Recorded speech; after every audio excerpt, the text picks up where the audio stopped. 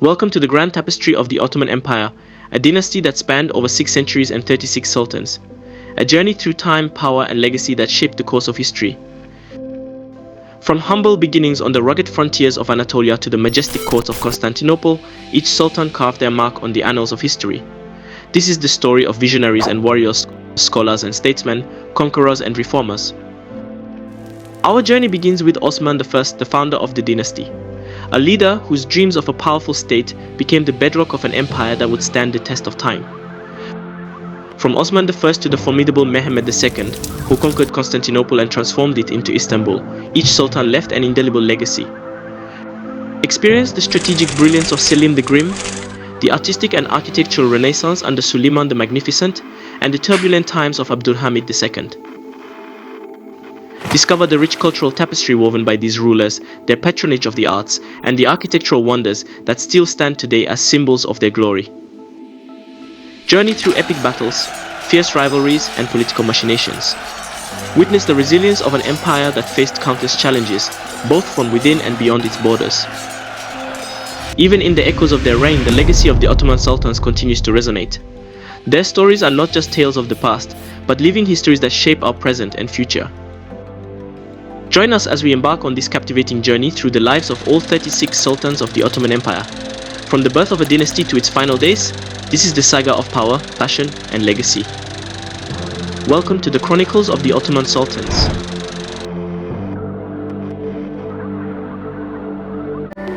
If you're captivated by stories like this, don't forget to subscribe to Ancient Perspectives for more epic tales of history's greatest figures and moments.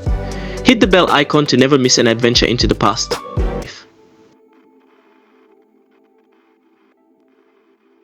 In the heart of Anatolia, amidst the tranquility of nature and the whispers of history, a story began that would change the course of empires. Born in 1258 C2 Ertugrul Bey, Osman grew up steeped in the traditions of his Turkic heritage. His early years were shaped by the nomadic life of the Kaye tribe, renowned for their resilience and bravery. As Osman matured, he demonstrated remarkable leadership qualities and a deep understanding of governance. His vision extended beyond the confines of his village, envisioning a united state that could defend against Byzantine and Mongol threats. Anatolia, fragmented by the waning Seljuk Sultanate and encroaching Mongol invasions, provided fertile ground for Osman's ambitions. His strategic alliances and military prowess soon earned him recognition among neighboring tribes. In 1299 C, Osman declared independence from the Seljuk Sultanate, marking the birth of the Ottoman Principality. His rule was marked by a commitment to justice, tolerance, and the prosperity of his people. Under Osman's leadership, the fledgling Ottoman state expanded steadily. His strategic acumen and alliances enabled the conquest of strategic fortresses and fertile lands, laying the foundation for future territorial expansions. Beyond military conquests, Osman fostered a cultural renaissance. He patronized scholars, poets, and artisans, promoting the flourishing of Islamic arts and sciences that would define the Ottoman cultural identity. Osman's reign was not without challenges. He navigated internal rivalries and external threats with wisdom and resolve, forging alliances that strengthened the Ottoman foothold in Anatolia. The strength of a ruler lies not in his sword alone, but in the hearts of his people, Osman would often say, embodying the spirit of unity and resilience that defined his legacy. Sultan Osman I passed away in 1323 C, leaving behind a principality that would evolve into one of the greatest empires in history. His vision and leadership laid the cornerstone for the Ottoman Empire, a beacon of prosperity and diversity. After the death of Osman I, the fledgling Ottoman Empire stood at a crossroads. It was his son Orhan I who would inherit not only his father's vision, but also the mantle of leadership over a realm hungry for expansion and stability. Born in 1281, Orhan was raised in the crucible of early Ottoman struggles against Byzantine and neighboring emirates. His early years were marked by the lessons of his father's military campaigns and the wisdom imparted by the founding Sultan himself. Orhan I ascended to the throne in 1323, inheriting a realm that stretched from the fertile plains of Bithynia to the strategic stronghold of Bursa. His reign would be defined by both military conquests and administrative reforms. Under Orhan's leadership, the Ottoman Empire expanded its territories deeper into Anatolia and beyond. Cities such as Nicomedia and Nicaea fell to Ottoman hands, solidifying their dominance in the region. Culturally, Orhan I patronized the arts and oversaw the construction of significant architectural marvels, including mosques and public works that laid the foundation for the grandeur of future Ottoman achievements. Yet challenges loomed large.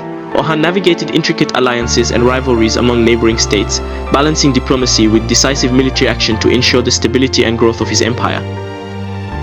Orhan I's legacy extends beyond territorial expansion. His governance laid the groundwork for the Ottoman administrative system, blending tribal traditions with centralized authority, a model that would endure for centuries. As we reflect on the reign of Orhan I, we witness the birth of a dynasty that would shape the course of history. Sultan Orhan I passed away in 1362, leaving behind a legacy of expansion, cultural growth, and governance. His reign laid the groundwork for the Ottoman Empire's rise to greatness. As the Ottomans bid farewell to their beloved Sultan Orhan I, the weight of succession falls upon his son, Murad. Stepping into the footsteps of greatness, Murad I would not only continue his father's legacy, but also shape the empire's destiny in ways unforeseen. Murad, born amidst the splendor of Bursa, inherited not only the throne but the mantle of leadership during a crucial era of Ottoman expansion. His reign, marked by a potent blend of military acumen and statesmanship, would pave the way for future sultans. Under Murad's strategic vision, the Ottoman Empire surged forth, consolidating its foothold in Anatolia and advancing deep into the Balkans. From the shores of the Aegean to the rugged mountains of Thrace, his armies carved a path of conquest and consolidation. Amidst the clamor of battle, Murad was also a patron of the arts and sciences, fostering a cultural renaissance that blossomed within the Ottoman courts. Artists, poets, and scholars found refuge and support, enriching the empire's cultural tapestry. Yet, the path to glory was fraught with challenges. Murad faced fierce resistance from rival powers and internal dissent. His resolve was tested time and again, forging him into a leader of unwavering determination. Victory is not measured by conquest alone, but by the unity and prosperity we bring to our lands. Let our banners fly high, for our empire is built on strength and justice. As the sun sets on Murad I's reign, his legacy endures. His military prowess expanded the Ottoman borders, his patronage enriched the cultural fabric, and his wisdom steered the empire through turbulent times. Murad I departed this world, leaving behind a realm stronger and more unified than ever before. His legacy, etched in the annals of Ottoman history, serves as a beacon of inspiration for generations to come. Tragically, Sultan Murad I met his end on the battlefield in 1389, during the Battle of Kosovo. His death marked a profound loss for the empire, yet his legacy continued to shape its destiny. The year is 1389. The battlefield of Kosovo stands silent, yet echoes with the cries of victory and loss. Sultan Murad I, the Lion of Rumelia, lies slain, his legacy a tapestry of conquest and unity. Amidst the grief and uncertainty, his son rises to lead the dawn of a new era under Sultan Bayezid I. Born around 1354 in Anatolia, Bayezid witnessed firsthand the transformative reign of his father. Raised amidst the clash of empires and the forging of a formidable state, he inherited not only a kingdom, but a vision. In the years following Kosovo, the Ottoman Empire would experience a strange fate. Under Sultan Murad's successor Bayezid I, they would enter the 15th century more powerful than they had ever been. But within a decade, the empire was on the verge of being dismantled. Sultan Murad's assassination at the Battle of Kosovo in 1389 meant that a new sultan had to take his place. His son Bayezid immediately took the reins of control, executing his brother Yak on the battlefield. Deservedly nicknamed Yildirim, meaning thunderbolt, Bayezid's reign was an active one, filled with military campaigns and conquest. His father's death was interpreted as an opportunity by some of the Anatolian Beyliks to move against the increasingly powerful and aggressive Ottomans. So Bayezid spent the first 3 years of his reign campaigning against his fellow Turkic Beyliks. With the help of soldiers provided by his Christian vassals, he was able to take over all of Western Anatolia. This expansion benefited the Ottomans economically, as they now had greater control of the land and sea trade routes that connected east and west. After making peace with the powerful Karamanid Beylik, Bayezid set his focus on Europe. At the same time, in 1394, Constantinople was put under siege by the Ottomans for the first time. Being caught in the middle of their territories, Constantinople would have been the logical choice for an Ottoman capital. In the Balkans, Bayezid quickly annexed Bulgaria and Macedonia, and he even threatened to move beyond the Danube River. This alarmed the Hungarians, who at the time were a great power in their own right. At the behest of various parties, a crusade was organized in 1396 to stem the advance of the Ottomans. The Crusader forces, led by King Sigismund of Hungary, were decisively defeated at the Battle of Nicopolis. Victory meant that Ottoman control of the Balkans south of the Danube River was undisputed. Commemorating the victory, Bayezid commissioned the Great Mosque of Bursa, the first in a long list of magnificent mosques that would come to form an enduring aspect of the Ottomans' legacy. Once the Balkans were neutralized, Bayezid resumed his campaign against the Beyliks of Eastern Anatolia. In around 1398, he turned his attention to the two most powerful ones, the Karamanids and Eretna of Qadi Burhanuddin. Bayezid soon annexed both to the Ottoman realm. It has to be noted that all this tremendous growth was thanks in part to the devshirme, the system of youth levy imposed on its Christian subjects. As part of this, young boys would forcibly be taken away and recruited into the Ottoman administration and military. The famed Janissary infantry unit was formed out of this system. Whilst there is evidence to suggest that the Ottoman practice of youth levies had existed earlier, it was really in the reign of Bayezid that it was institutionalized. Sultan Bayezid's expansion into eastern Anatolia opened up the prospect of a conflict with the great Turco-Mongolian conqueror, Timur, who at the turn of the 15th century was on campaign in Syria against the Mamluks. Timur viewed himself as the successor to the Mongol Ilkhanate dynasty's claim over Anatolia. The imperial ambitions of both men made an eventual conflict somewhat inevitable. Tensions culminated at the epic Battle of Ankara in 1402, where Timur's forces prevailed over the Ottomans and even managed to capture Sultan Bayezid. The beleaguered Sultan would die in captivity a few months later. Most of the Beyliks annexed by Bayezid now became independent again, and the impending Ottoman takeover of Constantinople was delayed by 50 years. But the true significance of the Battle of Ankara was that it immediately brought about one of the most destructive episodes in Ottoman history, the Ottoman interregnum. A civil war that lasted 11 years, it saw four of Bayezid's sons contest the throne. Isa, Suleiman, Mehmed, and Musa all fought until only one was left. The war experienced various twists and turns. Isa was knocked out at the start of the conflict. Subsequently, the eldest brother, Suleiman, was in the ascendancy until 1410, but he passed on his authority to Musa, who defeated and executed him. Musa was then defeated by Mehmed in 1413, and the new Sultan began to piece the empire back together. In Anatolia, Mehmed was unable to exert an aggressive policy towards the Beyliks, fearing disapproval from Timur's son and successor, Shahrukh. In Europe, the Christian Balkan states acted independently and had even regained some land back.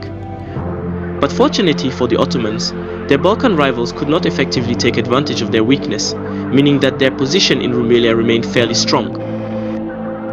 So why were the Ottomans able to survive a politically traumatic experience like an 11-year-long civil war? The most convincing answer has been offered by the esteemed Turkish historian Halil İnalcık, who argued that it was because of the system of central government which provided the Ottoman state with a strong infrastructure that could thus withstand the shock of the civil war. The slaves turned administrators that were developed from the devshirme system offered the dynasty a level of continuity and stability even as the civil war raged on. Sultan Mehmed's death in 1421 brought about a succession that showed that the ghosts of the Ottoman civil war were still alive. Mehmed was succeeded by his young son Murad I, who immediately had to contend with his uncle Mustafa for the throne. Mustafa had been held by the Byzantine Emperor Manuel II, who enjoyed a slight resurgence of his authority in the aftermath of the Battle of Ankara. Partly due to the Byzantine policy of keeping Ottoman claimants to the throne and then releasing them at opportune times so that the ensuing divisions could wreak havoc on their Turkish foes. Murad's uncle, although considered by the Ottomans to be an impostor, was able to take control of Rumelia and looked poised to knock his nephew off the throne. Mustafa had the support of various prominent Muslim frontier warrior leaders in the Balkans, who had been essential in the expansion of the Ottoman realm into Christian territories. But at times they grew disillusioned by the Ottoman efforts to centralize its authority over territories that the frontier warriors had conquered with the Ottomans. In 1422, Murad I was able to defeat his uncle and executed him. But his internecine woes were not over. In the same year, he decided to punish the Byzantines for their meddling in Ottoman affairs by putting Constantinople under siege. The Anatolian Beyliks, fond of their newfound independence, saw this as an opportunity to deal a blow to the Ottomans. Murad's younger brother, who was also called Mustafa and had fled to the Karamanids upon his father's death, was encouraged by various Baliks to stake his claim for the throne. Equipped with an army, he besieged Bursa, thus forcing Murad to call off his siege of Constantinople and deal with his little brother. Shortly thereafter, Murad defeated and strangled his younger brother to death. In the mid-1420s, Murad put an end to all the Baliks of Western Anatolia by annexing them for the last time. Having thus consolidated his rule, Sultan Murad II now shifted his focus to the Balkans. After reconquering the city of Thessaloniki in 1430 from the Venetians, much of Murad's focus in the region revolved around a rivalry with Hungary. Serbia, a longtime vassal, was annexed into the Ottoman realm in 1439. In the background to this, renewed efforts had been made by various parties in Christendom for a crusade against the Ottomans. In 1439, the centuries-long schism between Catholicism and Orthodox Christianity was officially ended. This Christian optimism led to the Crusade of Varna in 1443. Originally starting well for the Crusaders, the multinational coalition soon slowed down when a visible disconnect began to emerge between the Balkan states and the Western Christian Crusaders. This resulted in the Balkan Christians agreeing to a truce with the Sultan in the summer of 1444. Sultan Murad immediately followed this up by crossing into Anatolia and making peace with the Karamanids. With both his eastern and western frontiers secured, Sultan Murad remarkably decided to abdicate in favor of his 12-year-old son, Mehmed I. Sensing an opportunity, the Hungarians immediately reneged on the truce. The Ottoman Grand Vizier, Kandali Halil Pasha, recalled the retired Sultan, who duly responded by marching straight to the battlefield at Varna on the Romalian coast of the Black Sea. At the subsequent Battle of Varna, the Ottomans defeated the Christian coalition and Murad went back into his retirement. His second retirement was only a little longer than his first one. The young Sultan Mehmed's decision to debase the currency drew widespread negative reactions, especially from those employed by the state such as the Janissaries. So in 1446, once again at the request of the Grand Vizier, Sultan Murad came back to take his crown. Despite the victory at Varna, Ottoman authority in the Balkans was still unstable. In Albania, Jajah Kastrioti, also known as Skanderbeg, was in the beginning stages of his 25-year-long resistance against the Ottomans. Further north, the danger from the Hungarians had not been extinguished. Under the leadership of the energetic regent, John Hunyadi, Hungary organized a Christian coalition which had a showdown with Sultan Murad's forces at the fiercely contested Second Battle of Kosovo in 1389. The result was an Ottoman victory, and just like the first one. The implications were significant. The Balkans were pacified for the time being and the fate of the iconic city, Constantinople, was sealed. Nobody was going to come to their rescue now. War-weary from constant conflict, Murad finally got the peace he wanted when he passed away in 1451. In an age of rising empires and clashing civilizations, one name carved itself into the very bedrock of history.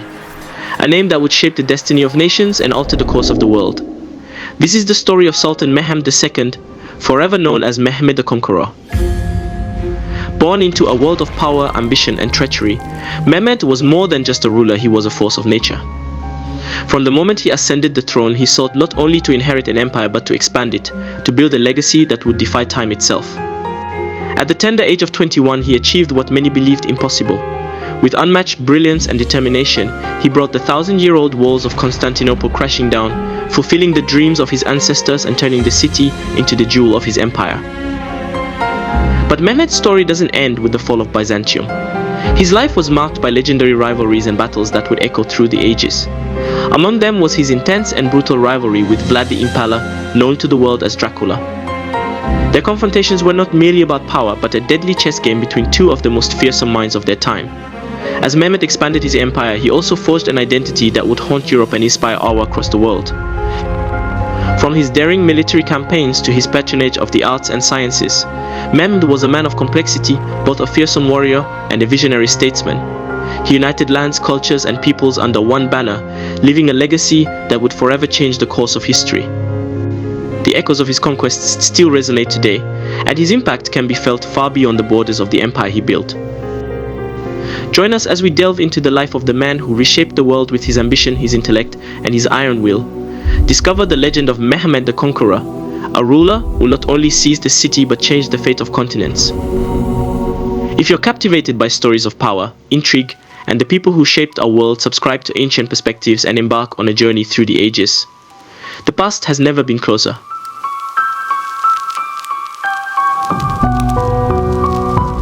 Born on March 30th, 1432, to Sultan Murad II and his concubine Huma Khatun, Mehmed was named in honor of his grandfather, Mehmed I. The future Sultan spent his formative years in the Ottoman capital of Edirne before being sent to Amasya, where he was groomed from a tender age in the art of governance and immersed in a comprehensive education. Under the guidance of his tutors, young Mehmed was schooled in religion, history, an array of foreign languages, and the extensive knowledge befitting the son of a sultan. His childhood, though typical for an Ottoman prince, was set on an extraordinary trajectory when he reached the age of 12. Sultan Murad II, Mehmed's father, was a ruler burdened by internal strife and external conflicts. His reign was fraught with challenges, both within the empire and from foreign adversaries, leading the 44-year-old Sultan to seek solace in retirement at Bursa, relinquishing the throne to his 12-year-old son in 1444. Thus began Mehmed II's initial experience as the Sultan of the Ottoman Empire. Neither Mehmed nor those around him found comfort in the notion of a child ascending the throne amidst such turmoil. At 12, Mehmed was ill-prepared and unwilling to bear the weight of the empire's troubles.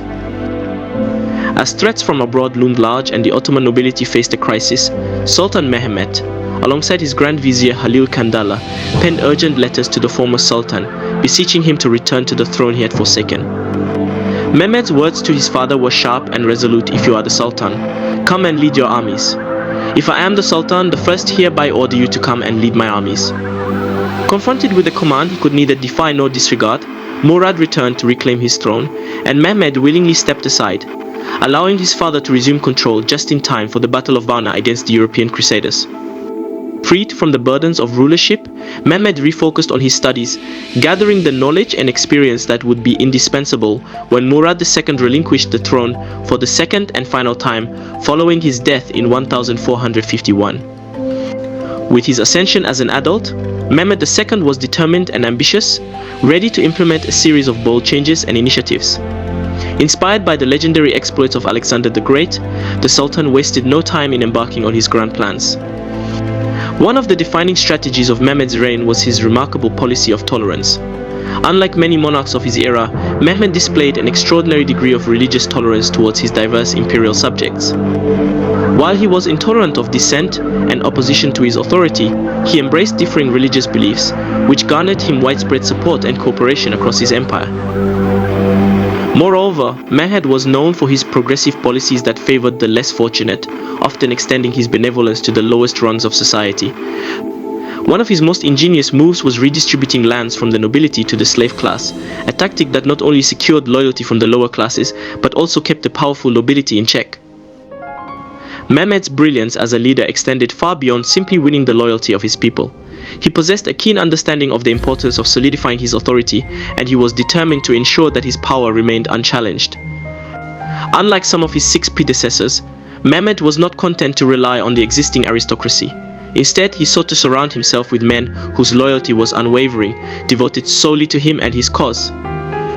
To achieve this, he established a more centralized and highly organized administration, designed to function as a unified and faithful entity. This allowed Mehmed the freedom to direct his attention beyond the borders of the Ottoman Empire, pursuing his broader ambitions. Great leaders like Mehmed, however, often have interests that reach beyond the realm of governance and warfare. For the 7th Sultan of the Ottoman Empire, the arts and literature were his true passions. Mehmed had a deep appreciation for classical literature and was captivated by the works of Renaissance artists. During his reign, he created a vast library that housed over 8,000 volumes in languages ranging from Arabic and Greek to Latin and Persian. His love for the arts was further demonstrated when he commissioned several Renaissance artists from the West. The most famous depiction of him, the portrait we recognize today, was painted by none other than Gentile Bellini. Mehmed's enthusiasm for foreign arts was not just a matter of personal taste, it was also fueled by his impressive linguistic abilities. He was fluent in multiple languages, including Latin, Greek, Persian, Serbian, Arabic, and Turkish. This linguistic prowess allowed him to engage with the cultural and intellectual achievements of diverse civilizations, enriching his own understanding and inspiring his reign. Yet, Mehmed II's education was not confined to the arts and languages. His intellectual curiosity knew no bounds. He was deeply interested in a wide array of subjects, including mathematics, astronomy, arithmetic, geography, philosophy, and religious theology. This breadth of knowledge made him a wise and cultured ruler, but Mehmed was more than just a scholar. Indeed, his legacy would be cemented by his military prowess, earning him the rightful title of the conqueror. The most renowned and significant of Mehmed's campaigns was the one that would forever change the course of history, the conquest of Constantinople. From the moment he ascended the throne, Mehmed was determined that it would be he who would finally bring the Byzantine capital under the control of the Muslim Empire, ending the era of Byzantium as the world had known it. Mehmed II was a man of resolve, where neither exceptions nor excuses had any place in his grand vision, and failure was a notion he would not entertain. With the Bosporus Straits already under his control and the construction of the formidable Rumelisari fortress standing opposite Anadoluisari, the Sultan was in no mood for delays. Constantinople, weakened by relentless plagues and repeated incursions, was ripe for the taking. The time had come. After swift and decisive preparations, Mehmed delivered an ominous ultimatum to the Byzantine emperor: surrender now, or your empire will be reduced to dust and ashes. It was a terrifying proclamation from a formidable imperial power, but despite the Sultan's imposing words, he was still a young ruler with much to prove, and the Byzantines were far from a feeble adversary. As Mehmed anticipated, Emperor Constantine XI Palaeologos dismissed the Ottoman demand. If Mehmed wanted Constantinople, he would have to fight for it. On April 2nd, 1453, the Ottoman Empire commenced its siege on the fading, yet still resilient, capital of the once great Byzantine Empire, the successor to Rome. Mehmed was resolute in ensuring this would be a victorious siege. He brought with him a vast army, estimated between 100,000 and 200,000 strong, supported by a naval force of over 300 vessels and a formidable array of up to 60 cannons. To prepare for this monumental assault, the Sultan had enlisted the talents of engineers and gunsmiths from across the region to craft his massive artillery, and now he was ready to unleash their might. The siege that followed was unlike anything the Byzantines had ever faced. For nearly 2 months, the full scope of Sultan Mehmed's ingenuity and strategic brilliance was on display. The colossal cannons thundered relentlessly, and in a stroke of genius, Mehmed ordered his naval ships to be transported overland along a path of greased logs, circumventing a critical Byzantine barrier. It was through these extraordinary efforts that Mehmed I was earning his title as the conqueror in a spectacular fashion. Finally, on May 29, 1453, the unthinkable happened. The illustrious capital of the Byzantine Empire fell, and with it, the last Byzantine emperor met his demise. Sultan Mehmed II had achieved what many before him could not. Constantinople was now his. Styling himself as the Caesar of the Roman Empire, Mehmed the Conqueror immediately turned his gaze to his next target, Serbia. Though the full subjugation of the Serbian Despotate would not be realized until the end of the 1450s, the Ottoman campaign in the region began the very year after Constantinople's conquest. Serbia had long been a vassal of the Ottoman Empire, so it was no surprise that Mehmed sought to consolidate his power there. However, it would ultimately be his great-grandson who would extend Ottoman control as far as Belgrade. Mehmed himself faced formidable resistance from John Hunyadi of Hungary, a challenge that forced the Sultan to shift his focus to other matters. While the fall of Constantinople had left only fragments of Byzantine territory intact, some remnants still persisted.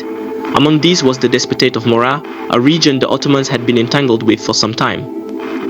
Although the Despotate existed as an Ottoman vassal, its despots, Demetrius and his brother, proved to be inept rulers. The region was spiraling into unrest, and when the brothers of the late Byzantine emperor failed to pay their annual tribute to the Ottoman Sultan, Mehmed the Conqueror found the perfect pretext to launch a new campaign. By the summer of 1460, the Despotate of Murad had succumbed to the Ottoman Empire, a direct result of its rulers' incompetence and the Sultan's relentless ambition. Yet, Mehmed the Conqueror was far from finished. Murad was not the only lingering remnant of the once great Byzantine Empire. The nearby empire of Trebizond also had to be brought to its knees if Mehmed was to fully claim all that remained of Byzantium. With the fall of its allies and the Ottoman threat looming, the Emperor of Trebizond, David, understood the grim reality that any outside help would be difficult to come by. In a desperate bid to secure assistance, he sought to forge alliances with his eastern neighbors, hoping that these unconventional friendships might offer some form of protection. However, in a move that perhaps undermined his efforts, David attempted in 1460 to free Trebizond from its obligation to pay tribute to the Ottoman Sultan. He made this audacious request directly to Mehmed, hoping for leniency. But Mehmed was not one to entertain such pleas. His response came the following year in the form of a full-scale invasion of Trebizond. The eastern allies upon whom David had pinned his hopes proved to be of little help, and one, the ruler of Sinop, surrendered to the Ottomans as they marched toward Trebizond. As the Ottoman land forces and navy closed in, it became clear that the days of the emperor and his territory were numbered. Realizing that no aid was forthcoming and that his only chance at survival was to capitulate, David ultimately chose to negotiate a surrender. Talks soon led to the official capitulation of both Emperor David and Trebizond, thus extinguishing the last vestiges of Byzantium as the successor to the once glorious Roman Empire. The complete and awe-inspiring conquest of all that the Greeks had left to call their own stands as one of Mehmed's most celebrated achievements. However, this was just one of many triumphs for the Sultan. Another of Mehmed's most renowned campaigns was his ongoing conflict with the Principality of Wallachia and his intense rivalry with a man he had once known well, Murad III Dracula. For nearly a century after its founding, the Ottomans had persistently sought to bring Wallachia under their influence, if not direct control. At the same time, the Ottoman Empire's fierce adversaries in Hungary were also striving to subjugate Wallachia by placing their own puppets on the throne. This tug-of-war turned Wallachia into two things: a buffer zone between powerful enemies, and a land plagued by constant turmoil and shifting leadership. Even during Mehmed's childhood, Wallachia had been a source of trouble for Sultan Murad II on several occasions. Distrust of its ruler Voivode Murad II Dracul led Murad to summon the leader and detain his two youngest sons as political hostages. These sons, Radu III and Murad III Dracula, would henceforth grow alongside Mehmed. Following the deaths of Murad II and his eldest son Mircea II, the Ottomans recognized the need to act swiftly to install a new voivode in Wallachia who would be loyal to their interests before the Hungarians could do the same. Despite Murad III being somewhat troublesome during his time in Ottoman custody, unlike his brother Radu, Murad chose Vlad, the elder of the two, to succeed their father. Murad III's first stint as voivode of Wallachia was short-lived. His Hungarian-backed cousin, Vladislav II, overthrew him after only a month. As the mid-15th century progressed, Wallachia remained a battleground, up for grabs once more as the Ottomans and Hungarians continued to vie for control. In 1456, Murad III once again ascended to the Wallachian throne, this time with the backing of Hungary. Despite Mehmed now leading the Ottoman Empire, the idea that Vlad might at least tolerate the Ottomans as a vassal didn't seem far-fetched, considering that the two had been allies and even childhood companions. Had Radu been in Vlad's position, this might have been the case. But Murad I held a very different view from his brother. He harbored a deep-seated hatred for the Ottomans. Any forgiveness he might have had was already spent on his former enemy, John Hunyadi, for the role he played in Vlad's father's death. Mehmed, however, would receive no such mercy. By the late 1450s, Wallachia had ceased paying tribute to the Sultan, and by 1462, Vlad had initiated open war against the Ottomans. Mehmed's victory over Vlad I may have come later than he anticipated or desired, but eventually did come. After a grueling conflict that nearly forced the Sultan into retreat, Radu was finally placed on the Wallachian throne in his elder brother's stead as the summer drew to a close. Mehmed was confident that this son of Dracul would remain loyal.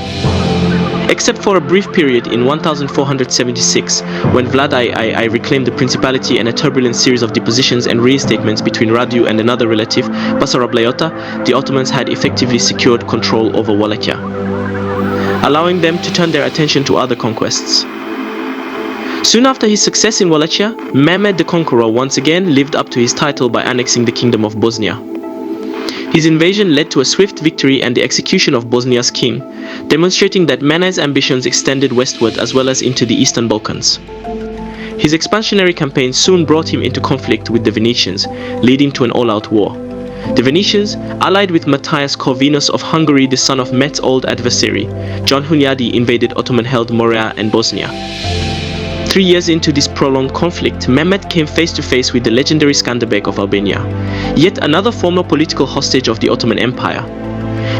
Although disease eventually aided the Ottomans in their struggle against the Albanians, the war itself would rage on for a total of 15 years.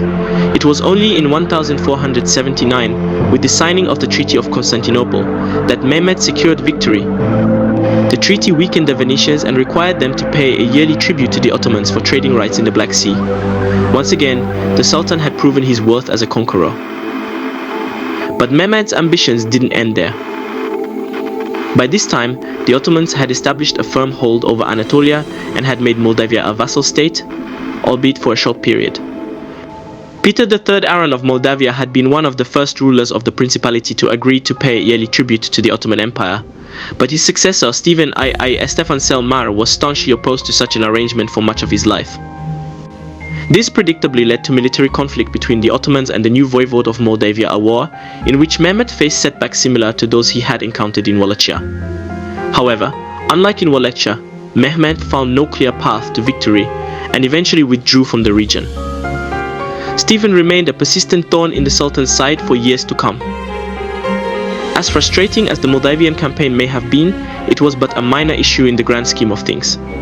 The Ottoman Empire had grown immensely thanks to the efforts of the bold Sultan, expanding both eastward and westward. Failure is not a word commonly associated with Mehmed the Conqueror, and despite the setback in Moldavia, his ambitions remained undeterred. He now turned his gaze toward Italy. It is widely believed that Mehmed's ambitions in Italy extended as far as Rome, a fear shared by both the Pope and the people of Rome. When Otranto fell to an Ottoman invading force, the citizens of Rome braced themselves for the worst, preparing to flee as the specter of Ottoman conquest loomed large. But the conquest of Italy would never come to pass. On May 3rd, 1481, Sultan Mehmed II, the great conqueror of Anatolia and the Balkans, passed away. His dreams of expanding his empire into Italy ended abruptly with his death. The circumstances surrounding his death remain shrouded in mystery. It is believed that the Sultan fell ill a few days before his passing, but some historians suggest a more sinister cause. Poisoning remains a highly suspected theory. Regardless of how he died, the glorious Sultan was gone, leaving behind a legacy of power, wisdom, and cultural achievement. Still known today as the Conqueror, Mehmed I lived a life of monumental accomplishments, ensuring that his name would be remembered both at home and across the world for generations to come. When we think of Ottoman Sultans, names like Mehmed the Conqueror or Suleiman the Magnificent often come to mind, rulers known for their relentless conquests and legendary reforms. But in between these titans of history stood Bayezid II, a sultan who chose diplomacy over bloodshed, and who ruled with a steady hand in a time of internal division and external threats. Today we explore the reign of Bayezid II, the sultan who inherited an empire and fought to keep it intact. Born in 1447, Bayezid was the son of one of the greatest sultans in Ottoman history, Mehmed II, famously known as Mehmed the Conqueror. Bayezid grew up in a world of political intrigue, military campaigns, and grand visions for Ottoman expansion. He was groomed to one-day rule, but Bayezid's path to power would not be straightforward. While Mehmed II built a reputation as a fearless conqueror, Bayezid's temperament was different. He was more scholarly, more interested in the arts and theology, yet his claim to the throne was anything but peaceful. After his father's death in 1481, Bayezid ascended to the throne, but not without facing immediate opposition. Bayezid's younger brother, Sultan, believed he had an equal right to the throne. What followed was one of the most tense internal conflicts in the early Ottoman Empire, known as the Sultan crisis.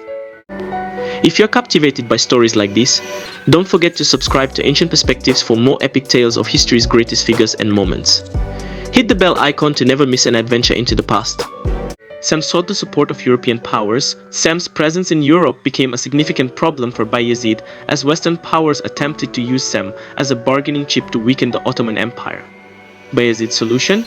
Diplomacy. Rather than pursue an all-out civil war, Bayezid made deals with European rulers, paying ransom to keep Sem in captivity, far away from Ottoman lands. In the end, Bayezid managed to stabilize his rule through a mix of financial diplomacy and patience. The Sem Sultan crisis never evolved into full-scale civil war, but it haunted Bayezid for much of his early reign, distracting him from the broader challenges his empire faced. Unlike his father, Bayezid II was not a man obsessed with expansion. Instead, he focused on consolidation and internal reforms. He believed in strengthening the core of the empire's administration, economy, and military infrastructure. Bayezid's reign was marked by significant investment in public works. From roads to mosques to bridges, he expanded the empire's infrastructure, making it easier to govern and maintain. His reforms brought stability to the Ottoman state after decades of rapid territorial expansion under Mehmed II. Bayezid also took a more spiritual approach to his reign. Unlike his father's aggressive military campaigns, Bayezid preferred fostering alliances through diplomacy and maintaining peace within the empire. His piety earned him respect from the ulema, the religious scholars, and he sought to harmonize the different ethnic and religious groups under Ottoman rule. Bayezid II was a devout Muslim, often seen in prayer or supporting religious institutions. He worked closely with Islamic scholars and promoted Sufi orders, believing in the unification of faith and state, but perhaps one of his greatest legacies was his role in offering refuge to a people in need. In 1492, when the Spanish Inquisition forced Jews out of Spain, Bayezid II famously invited these refugees to settle in Ottoman lands. Thousands of Jews fled to the empire, finding safety and freedom to practice their religion in cities like Istanbul and Salonika. Bayezid is quoted as saying, "How can you call Ferdinand of Spain wise? He impoverishes his own country to enrich mine." This act of compassion would leave a lasting mark on Ottoman society, as these Jewish communities contributed greatly to the empire's culture and economy. Though Bayezid II is often remembered as a Sultan of peace, he did not shy away from military engagements when necessary. His reign saw an increased focus on the Ottoman navy, a move that positioned the empire as a dominant power in the Mediterranean. Bayezid's primary military focus was on securing the empire's western borders and ensuring control over key naval routes. The Ottomans faced rising challenges from the Venetians and Mamluks, but Bayezid's careful balancing act of diplomacy and military strength allowed him to maintain control of vital territories. Under his reign, the Ottoman fleet expanded significantly, and his campaigns in the Balkans and the Mediterranean further solidified Ottoman influence. However, these campaigns were largely defensive or retaliatory, as Bayezid sought to avoid the large-scale conflicts that had defined his father's reign. As Bayezid II aged, his grip on power began to loosen. A new threat was emerging, not from foreign powers, but from within his own family. His son Selim was ambitious, militaristic, and eager to seize power. Selim, later known as Selim the Grim, believed that the Ottoman Empire needed to return to its expansionist roots. Tensions between father and son grew, as Selim rallied support among the military and threatened Bayezid's peaceful policies. By 1512, the conflict reached a breaking point. Under pressure from his own son and the military, Bayezid II was forced to abdicate the throne, making way for Selim I's rise to power. After this video, you can check out my video on the reign of Selim the Grim. Bayezid retired to Demotika, where he would spend his final days in seclusion. Bayezid II's reign may not have been as flashy as his father's conquests or his son's military campaigns, but it was vital to the survival of the Ottoman Empire. He stabilized the empire during a time of internal division, promoted religious and cultural harmony, and left behind a legacy of diplomacy and compassion. Bayezid II's reign laid the groundwork for the expansion that would come under his son, Selim the Grim, and later under his grandson, Suleiman the Magnificent. His focus on consolidation, infrastructure, and culture created the bedrock for the Ottoman Empire's golden age. Bayezid II may not have been the conqueror his father was, but he was the guardian of the empire, a ruler who understood the power of diplomacy, faith, and balance. His story is a reminder that sometimes preserving what has been built is just as important as building it in the first place. Like, subscribe, and hit the bell for more stories of history's forgotten figures who shaped the world. Here's a fun fact: Bayezid I was also known for his incredible calligraphy. His love for art led to the flourishing of Ottoman miniatures and manuscript arts. Talk about a ruler with a personal touch. If you're captivated by stories like this, don't forget to subscribe to Ancient Perspectives for more epic tales of history's greatest figures and moments. Hit the bell icon to never miss an adventure into the past. From 1512 to 1520, Selim I, also known as Selim the Grim or Selim the Resolute, oversaw a time of tremendous development for the Ottoman Empire. Selim expanded the frontiers of the Ottoman Empire into the heart of the Muslim world, capturing the Levant, Egypt, and the Hejaz area of the Western Arabian Peninsula. Selim the Grim increased the Ottoman Empire size by 70% in just 8 years. This phenomenal development created a firm basis for his successor, Suleiman the Magnificent, to advance Ottoman authority into southeastern and central Europe.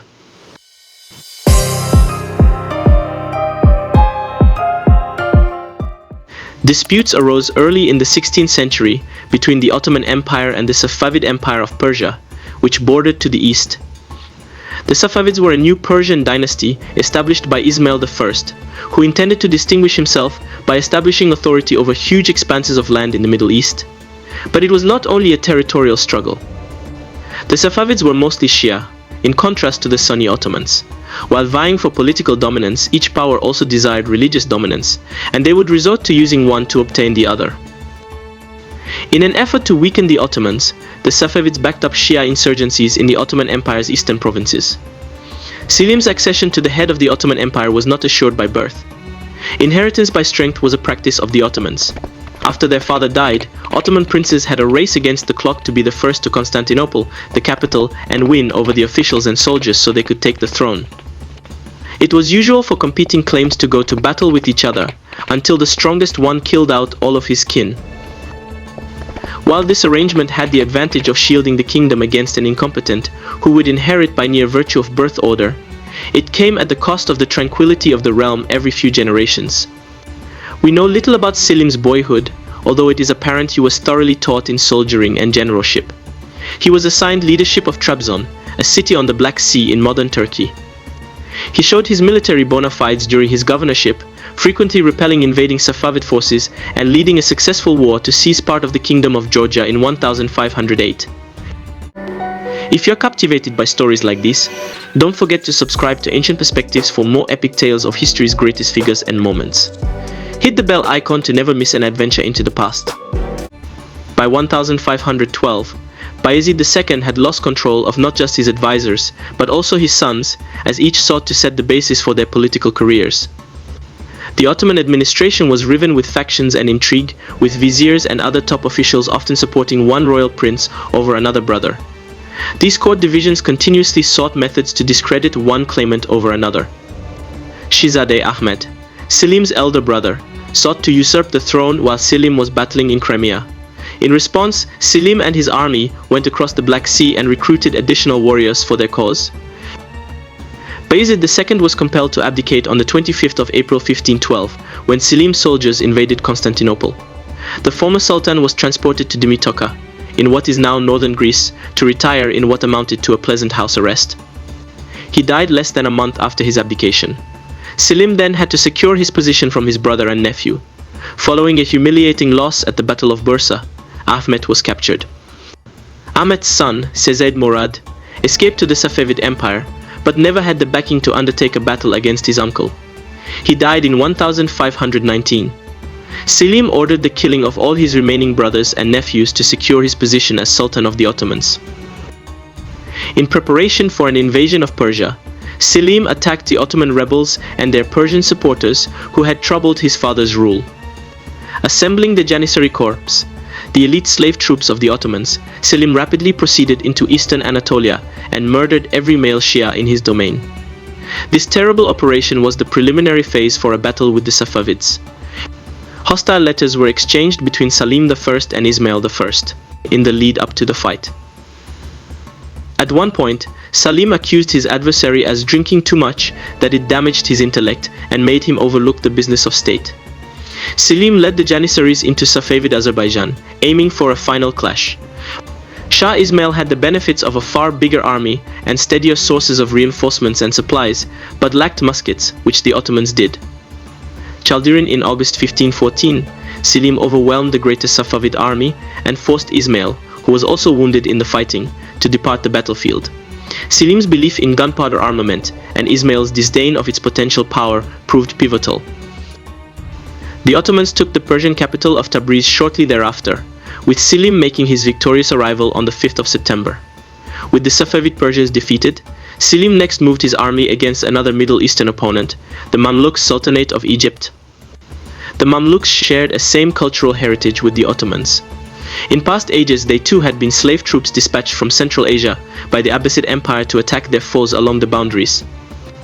The Mamluks acquired control of Egypt and then rapidly conquered the Levant as well as the western coast of the Arabian Peninsula. By the early 1500s, they effectively dominated Mecca, and Medina as well as Jews and Christians were under Mamluk hands. In late 1515, Selim began to build up his Janissary soldiers on the Mamluk-Ottoman frontier. Following lengthy preparation, the Ottomans marched into Syria to fight the Mamluk garrisons in the countryside. The Battle of Marjadebik, fought on the 25th of August 1516, provided the Ottomans a clear way to Egypt. The Sultan led his army into Egypt, crushing the main Mamluk army at the Battle of Ridania on the 22nd of January 1517.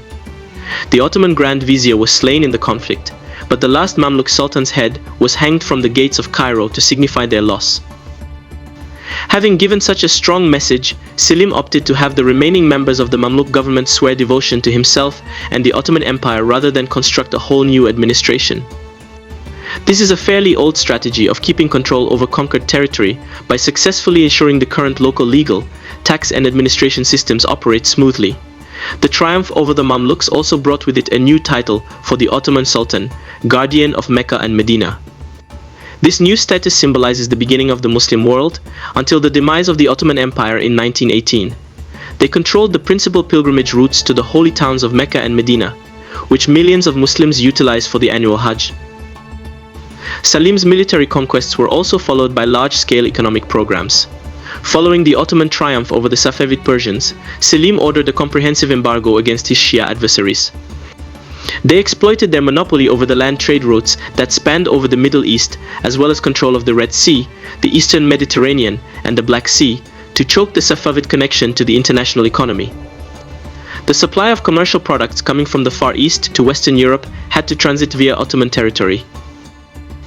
Another key characteristic of Selim's reign was his lack of tolerance for inefficient viziers and other Ottoman officials. Having observed firsthand the impact of court politics, Selim purged those persons who worked for personal power and influence rather than guaranteeing the continuous running and development of the empire. Many viziers were killed by Selim for not living up to his severe requirements, leading to a traditional curse, "May you become one of Selim's viziers." This may have been a reign of terror against the administrators, but it did ensure that the Ottoman Empire remained internally stable. It also provided the framework for Suleiman the Magnificent, Selim's son and successor, to have a smoother transfer to power. Selim was also canny in foreign politics. He sought out to the Indian Mughal Empire and successfully negotiated a military and economic alliance against the Safavid Persians. The Mughals bordered the eastern side of the Safavid Empire, and they aimed to conquer additional land at the latter's expense. It also helped since the Mughals were Sunni Muslims, exactly like the Ottomans. Together, they sought to guarantee that the commerce routes flowing via the Persian lands dried up. Selim should also be honored for his cultural achievements, as well as military ones. He was proficient in both Turkish and Persian, and while not on battle, produced a great quantity of poetry. He also supported the notion of the printing press to promote key works while further ensuring a flourishing classical transcribing business. This helped to make Constantinople a hub of cultural and educational interaction. Selim I died on the 22nd of September 1520 after a brief illness. Though his rule lasted less than a decade, his persistent attempts to bring as much land under his control as possible ensured that his son and heir, Suleiman, could have so successful a reign as to be granted the title Magnificent. In a time marked by the rise and fall of empires, where the conflict of civilizations rang through the centuries, there emerged a solitary spark. In the center of this dynamic moment stood a man both visionary and fighter, whose name would become associated with splendor. Born in 6 November 1494, he followed the traditional course of succession within the Ottoman Empire. Educated in several areas including poetry, philosophy, and the military arts, he polished his talents under direction of instructors. Before taking into the role of Sultan in 1520, Suleiman had already shown himself as a powerful military leader during his father Selim I's rule.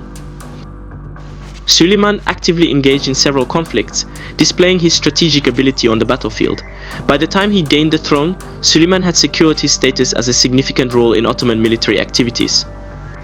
These early experiences substantially shaped his leadership style, providing the framework for the massive military conflicts that would characterize his own rule. Suleiman's ascent to power signaled the start of a revolutionary period for the Ottoman Empire.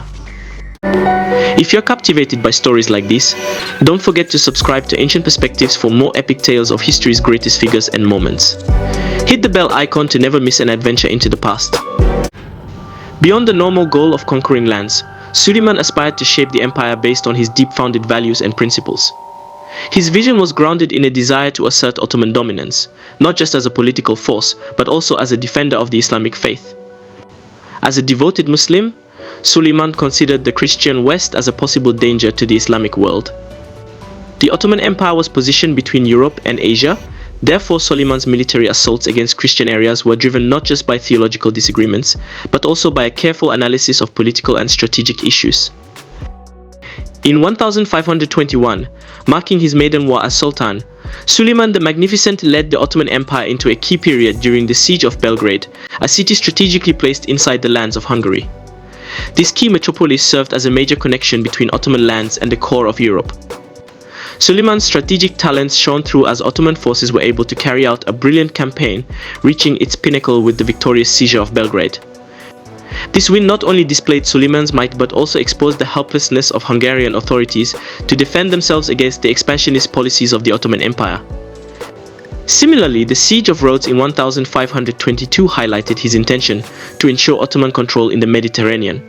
A Christian military order recognized for their role in giving care to pilgrims emerged as a significant obstacle to Ottoman maritime ambitions. Suleiman's unrelenting pursuit of expansion, but also underscored the Ottoman Empire's expanding importance in critical maritime channels, further strengthening its place as a significant power in the Mediterranean. As Suleiman increased his dominance, Hungary, having witnessed his earlier success at the Battle of Belgrade, became a focal point. The Battle of Mohacs in 1526 represented another triumph for Suleiman, consolidating his dominance in the region. Following this conquest, Suleiman strategically selected John Zapoya, a high-ranking Transylvanian lord, as a vassal ruler, understanding the delicate balance of power. John Zapoya's alliance with Ottoman interests and his local power made him a feasible choice, but this move added to the already complicated regional politics. Suleiman's antipathy for the Habsburgs, notably Ferdinand, the Christian ruler of the Holy Roman Empire, rapidly rose during this era. Ferdinand was battling for power in Mohacs, contributing to the poor ties between Suleiman and the Habsburgs. Suleiman's military expeditions into Hungary and Austria displayed not simply physical power, but strategic skill and intense conflicts. His men negotiated rough terrain, utilizing flexible army paths to outmaneuver the adversary. Despite encountering losses, Suleiman's battles left an enduring influence on European history. Suleiman's vision stretched beyond the limits of Europe, directing his attention to the east. The Ottoman-Safavid rivalry played out in a succession of fascinating wars. The Battle of Chaldiran in 1514 stood out as a significant turning point. His military exploits were highlighted by a remarkable ability to negotiate and exploit the different terrains of Persia, displaying the versatility and agility of the Ottoman armies. His strategic ability were obvious in the way Ottoman soldiers efficiently maneuvered across hilly mountains and parched deserts, modifying their tactics to fit to the demands given by the diverse Persian geography. Beyond flexibility, Suleiman exhibited an aptitude in creating and sustaining essential supply networks. The Ottoman military, under his leadership, maintained a regular supply of supplies to sustain the Ottoman forces in remote and tough countries. This logistical ability played a crucial part in the repeated success of Ottoman battles in Persia. Moreover, Suleiman exploited the terrain to his advantage. Ottoman soldiers deliberately positioned themselves using natural features for camping, mounting ambushes and commanding vital spots.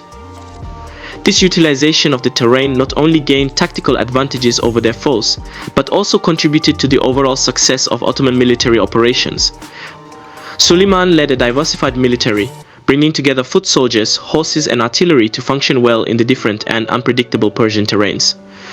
Suleiman's military success in the Ottoman-Safavid battles in Persia was influenced by his astute use of routes, agility, managing supplies properly, and strategic location. Suleiman's presence and strategic intelligence made a lasting influence on the evolving saga of the Ottoman-Safavid struggle in the east. Beyond the battlefields, Suleiman was a visionary leader. Suleiman put into place enduring political changes, and one notable success was the creation of the Kanun-i Osmani, a complete legal code. This code has two uses. The first was to secure justice in his domain, and the second was to ensure that his government functioned in an efficient manner. Suleiman's purpose was to achieve this by reducing legal procedures, boosting administrative openness, and to build a fairer society through the codification of laws. He developed the Kanun-i Osmani to promote efficient government and a just legal system, creating a lasting legacy that affected the Ottoman legal framework for years. In addition to his military and political accomplishments, Suleiman helped the Ottoman Empire become economically prosperous. One significant approach he utilized to achieve this was to enhance trade and commerce. Recognizing the Ottoman kingdom's excellent location between Europe and Asia, Suleiman took measures to exploit this position in order to offer economic gain to his kingdom. For example, he spent in building infrastructure, such roads and bridges, making it simpler for products to travel around the empire. Suleiman also reinforced the Ottoman fleet to safeguard major sea lanes, boosting maritime trade.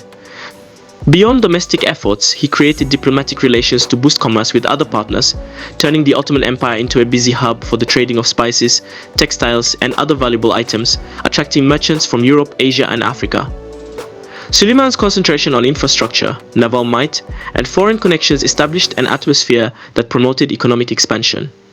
The increasing riches not only assisted the administration, but also made the Ottoman Empire more culturally and intellectually lively throughout his rule. Suleiman's personal life was distinguished by interesting events, notably the drama involving his son Mustafa. Once a possible successor, Mustafa tragically fell out of favor under circumstances surrounded by political intrigue and charges of conspiracy. The actual facts leading to Mustafa's downfall remain unclear, with various historical versions. In 1553, Suleiman took the terrible decision to order the execution of his own son, a choice that rang across the Ottoman court. Historians discuss the causes behind Mustafa's fall, examining elements such as political maneuvering inside the court and probable external influences. The aftermath of Mustafa's unfortunate demise increased complication to the Ottoman court dynamics.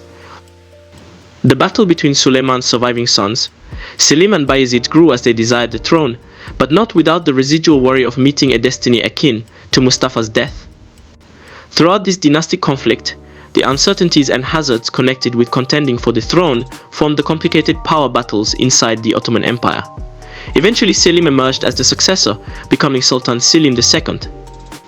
This portion of the empire's history was significant in establishing where the empire would go next, shaping what Suleiman's descendants would be famous for. As Suleiman's rule ended in 1566, his impact spread well beyond military and political successes. His legacy on the Ottoman Empire comprised a rich cultural, artistic and architectural heritage. Under Suleiman, the empire became a center for Islamic knowledge, supporting cultural interaction and intellectual pursuits. Artistically, his age prospered with contributions to literature, music and visual arts. Suleiman himself was a great poet, adding to the literary riches of the Ottoman Empire. The Ottoman court prospered as a creative hotspot, attracting talents from around the empire. Architecturally, Suleiman's rule is characterized by the Suleimani Mosque. Commissioned by him, the mosque serves as a testimony to his passion to the arts. Its great architecture, towering domes and graceful minarets merge Ottoman and Islamic forms, leaving an unforgettable impact on Ottoman aesthetics. Suleiman the Magnificent was more than a conqueror. He was a statesman, a visionary and a complicated character, navigating the stormy currents of his time. If you're captivated by stories like this, don't forget to subscribe to Ancient Perspectives for more epic tales of history's greatest figures and moments. Hit the bell icon to never miss an adventure into the past.